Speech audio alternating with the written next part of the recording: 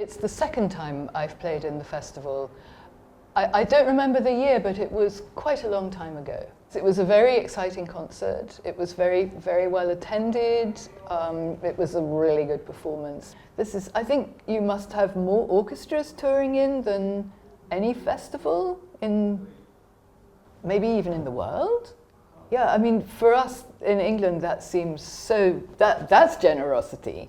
My goodness, because it's expensive to bring in orchestras and very complicated to manage the people coming and the people going. So, yeah. Why this instrument? How did you first discover it? I was asked to research it by an American film music composer, Elmer Bernstein. This was in around 1981. And at that time, the instrument was still being made in Paris. And there was one player in England. I tracked him down, and he was my first teacher. Mr. Bernstein and I then went to Paris, and we had instruments built, one for America and one for me to have in London. And one of them is this instrument that I will play this week. The original Ondes Martenot. Martenot, the inventor, he died in 1980, and for a few years his assistant continued to build the instrument. But the original Ondes Martenot, they are no longer made. So this is very special. Is anyone still making them now? Yes, but they're not, the electronics are different now from the way that they were originally produced. Why? Is it a different version? Is it something they're really completely different inside. It's taught principally in Paris, in 2 of the conservatoires, also in Canada, and I think also in Japan. But the scarcity of the instruments has been the chief reason why there are not more players of the instrument. Do you know, I mean, are we talking of how many instruments that are still played now? Well, that are in really good working condition, not that many. Not of the originals. Of the modern versions, yes, there are more. The principal piece that I play is this piece, the Turangalila. It was used in a number of pieces by Messiaen, also by other French composers, Swiss composers. There's a great piece by Honegger, Joan of Arc. But the instrument is very heavy and very fragile. And as I said, there were never very many of them, which I think is the reason that its repertoire is not enormous. It's also quite hard to play. So it's not an instrument that you can suddenly bring into an orchestra and expect somebody to be able to master it very quickly. Why? Well, because despite the fact that it has a keyboard, it's not strictly speaking a keyboard instrument. So let me explain what I mean by that. If I strike the keys, nothing happens. Now, a keyboard player would expect to hear sound. So all the sound that I make is made here with the left hand. So this hand is effectively a bowing hand or a woodwind player's breath. So for every sound I want, I have to produce it here. The more I press, the more sound I get. And the keyboard will remember the last sound I played. So I have other colors. This is the basic Ondes sound. I have more string-like colors, and then right through to something very sawtooth-like. But as I say, for a keyboard player, it's very odd to need to use both hands to produce music. It also has another way of playing, which is hard to see when you're in the audience, but there's a very fine thread here to which this ring is attached, and the thread is going around a drum inside. And by moving the thread with this ring, I can then produce a sliding frequency. I mean, this is a guide strip the little indents you may be able to see are the white notes, and the studs are the black notes, but it's the movement of the thread that's changing the pitch. So I could play it in the air, but it's nice to have something to rest on. If you want to make vibrato, you can do it in the air, but it's nice to have something like a fingerboard on a violin. And just as with the keyboard, all the sound for this is made with the left hand. So if I want to make a big swoop, I just retain the sound. But if I want to do something a bit more elegant, I can just use the beginning and the end of the sound. Very like a singer. It's really much more like a singing voice than either a keyboard instrument or a string instrument. I mean, you can see it's like a key, and the more I press, the more sound I get. Let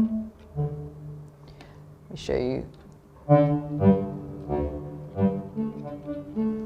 the buttons? These are different sounds. They have names. These three here, these are the three speakers, and I can use them alone or I can combine them.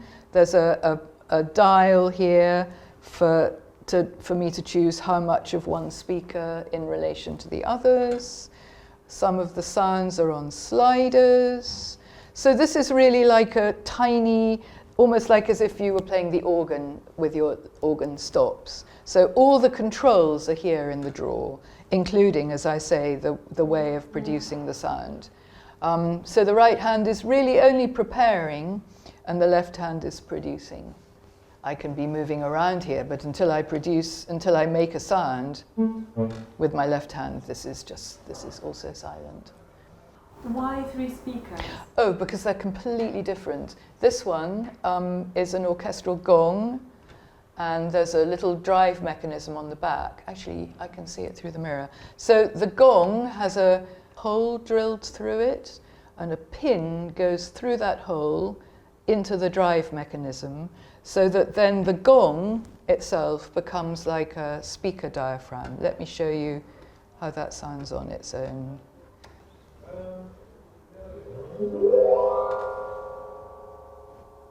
And then that sound will just kind of sparkle. It's just a sheen. It's not really a carrying sound, but if I combine it with the little speaker here, which is a spring resonance, you can actually see the springs in the front. Then again, I have more resonance. Well, I could just show you that one on its own, pretty much the same, but without the metal. I mean, you can hear the springs ringing. I can stretch or shorten the springs, which makes a bit of difference to how long the sound will ring on, but that's really, the sound ring is more to do with how much dynamic I have. So that's these 2 speakers together. And then I have a principal speaker, which is the main carrying sound. So the instrument can obviously be played very delicately, but it can also make a big noise. It's interesting, it feels very undated. But then I think we're listening to a lot of quite retro electronics at the moment. So I think it's kind of cyclical, you know. What is very hard to reproduce is the way a player on the Ondes gets from note to note. The sound itself is not sophisticated. The physical sounds are not sophisticated. But the fact that I can combine them, and also the way I actually use them to get from one place to another, that's very hard to replicate with just an app or any kind of sample. I think it just trains the ear.